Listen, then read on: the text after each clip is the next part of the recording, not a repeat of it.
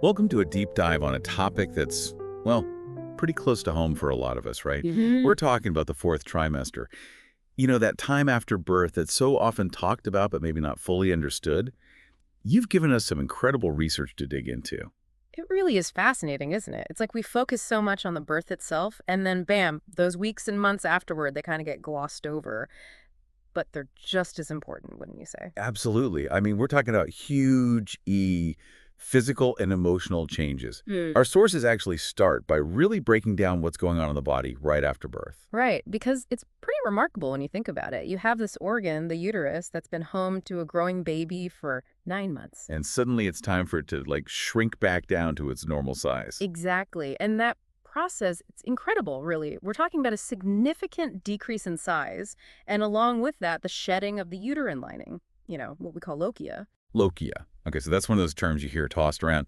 But I'll admit I wasn't totally clear on what it actually meant until I read through these sources. Oh, I hear you. It's one of those things, right? But for anyone listening who's about to become a parent, or maybe knows someone who is, lochia is basically that vaginal discharge you have after birth. So it's totally normal. Totally normal. It's just the body's way of cleansing itself after birth. It starts off bright red, kind of like a heavy period, and then gradually over a few weeks, it gets lighter in color and the flow decreases. Our sources say it can last anywhere from a few weeks to even a couple of months. I bet that's something that, catches some new moms off guard. Oh, for sure. And of course, we can't forget about those who've had C-sections. Their bodies are dealing with recovery from major surgery on top of everything else we've just talked about. That's so important to remember. C-sections are incredibly common, but it's still a major abdominal surgery. Recovery takes time, and it's so important to listen to your doctor when it comes to, well, everything. Movement, how much you can lift, pain management, the whole 9 yards. Absolutely. Every birth is different, every body is different, and recovery is going to look different for everyone. There's no one-size-fits-all approach. No magic formula, unfortunately. Speaking of things that vary from person to person, can we talk about the hormonal shifts that happen postpartum? Because, wow. Oh, the hormones. We hear about it all the time, but it's not just some, made-up thing. We're talking about serious biological changes happening. So break it down for us. What's actually going on in there? Well, during pregnancy, a woman's body is basically flooded with these hormones, estrogen and progesterone. Then, within the first 24 hours after birth, pretty much, the levels of those hormones plummet. And that can trigger a whole cascade of emotional and physical changes.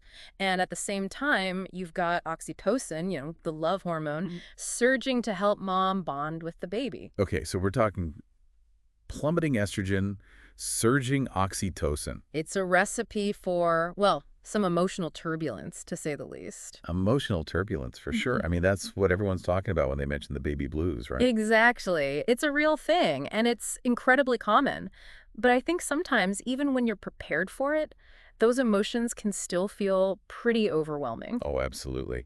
Our sources really emphasize that, it can be intense. Yeah, and it can kind of hit you out of nowhere, 1 minute you're on cloud nine, completely in love with this tiny human. Next minute, you're like sobbing because you dropped a sock. Right. Or maybe it's the laundry, or you can't find the pacifier. Whatever it is, suddenly it feels like the end of the world. I definitely remember having a few of those moments. Like, I knew it was the hormones, but still the intensity of it all kind of caught me off guard. Oh, for sure. It's one thing to know it's coming, but it's another to actually experience it. But here's the good news. For most women, the baby blues are temporary. That's always good to hear. They usually peak around day 4 or 5 after birth and then gradually start to fade over the next week or two. So it's kind of about riding that hormonal wave, knowing it will eventually calm down. Exactly. But it's important to make a distinction here, right?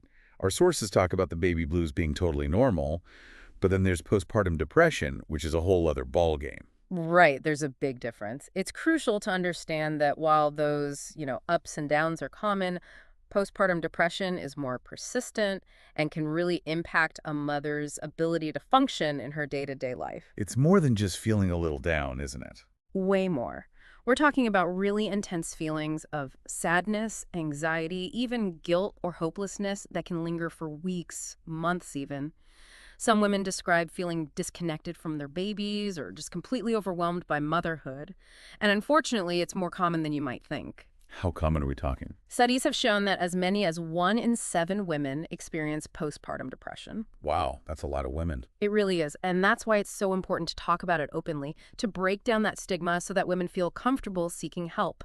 Because it's not a sign of weakness, it's a medical condition that deserves attention and treatment, just like any other medical condition. And it's treatable. Absolutely. With the right support and treatment, women can and do recover. That's so important for people to hear. So if we're talking about catching it early, what are some of the warning signs that new moms and, their loved ones should be aware of? What should people be looking out for? Definitely. So, beyond just those feelings of sadness and anxiety, some other red flags include things like losing interest in things you used to enjoy, changes in appetite or sleep patterns, having trouble concentrating. So it can really impact your daily life. Absolutely. And it's important to remember these are just some of the common signs, and everyone experiences postpartum depression differently. If you're concerned about yourself or someone you love, reach out to a healthcare professional. They can help you figure out what's going on and get you the support you need. Because you don't have to go through this alone. Exactly. There is help available, and things can get better. So we've covered a lot of ground here. We talked about the physical recovery, the whole hormonal roller coaster, the importance of addressing postpartum depression if it arises. But what about the practical side of things? What can new moms actually do to take care of themselves during this time? Because, let's be honest, it can feel pretty impossible sometimes, right? That's where self-care comes in. And it shouldn't be seen as, this luxury or something you feel guilty for. No, not at all. And our sources really hammer that point home. Self-care is essential, not selfish. Easier said than done, though, right? Oh, tell me about it. I mean, you're sleep deprived, you're figuring out this whole parenting thing. Where do you even find the time or energy for self-care? It's true. Those early weeks and months, they're intense. But even small acts of self-care, those can make a world of difference. And there's actually really interesting research on this. Oh, yeah. Like what? So, studies show that when mothers prioritize their well-being, it benefits not just them, but their babies too. Makes sense. Happy mom, happy baby. Exactly. It creates this positive ripple effect. Okay, I'm listening. What are the science-backed self-care secrets? Spill the beans. Well, one of the biggest things our sources talked about was the importance of support networks. Having a partner, family members, close friends, even a postpartum doula, someone who can provide both practical and emotional support, that's huge. So it's not just about people saying, let me know if you need anything. It's about having people actually show up with a lasagna or... Yes. Or do a load of laundry. Hold the baby so you can take a shower in peace. Things like that. Yes, because those things make a difference. Absolutely.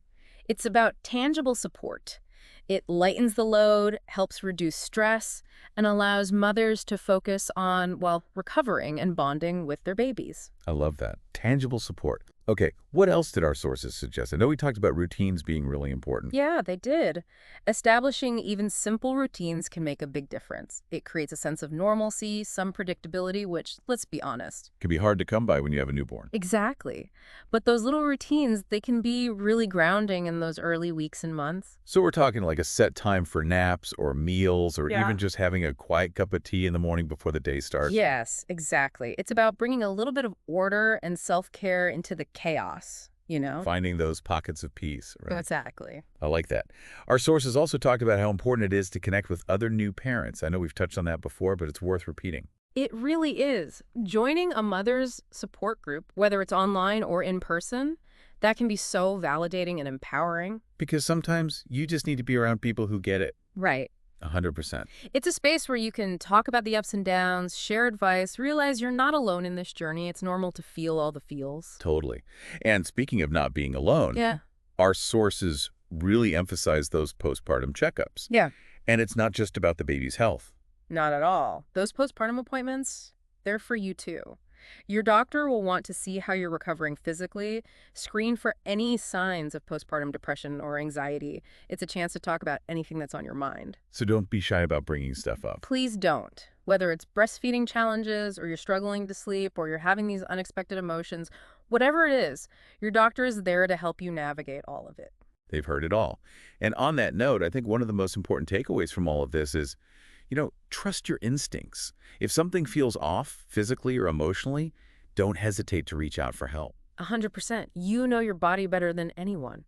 So if you're having any unusual symptoms like excessive bleeding or pain, fever, Hmm. or if you're having thoughts of harming yourself or the baby. Those are scary things to think about, but it's important to talk about them. It is. And if those things are happening, please seek immediate medical attention. Don't wait. No question is too small.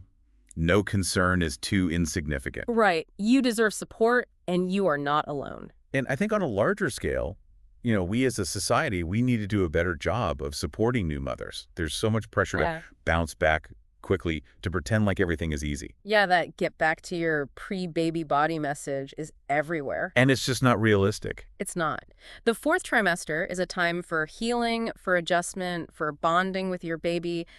And yes, it can be challenging. So let's create a culture where asking for help is seen as a strength, not a weakness.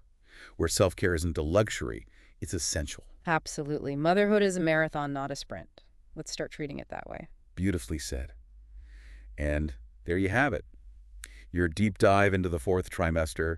We covered a lot, but hopefully you're walking away with some helpful insights and, more importantly, feeling empowered to navigate this wild and wonderful time. And remember, you're not alone. We're all in this together. Thanks for joining us, everyone. Until next time.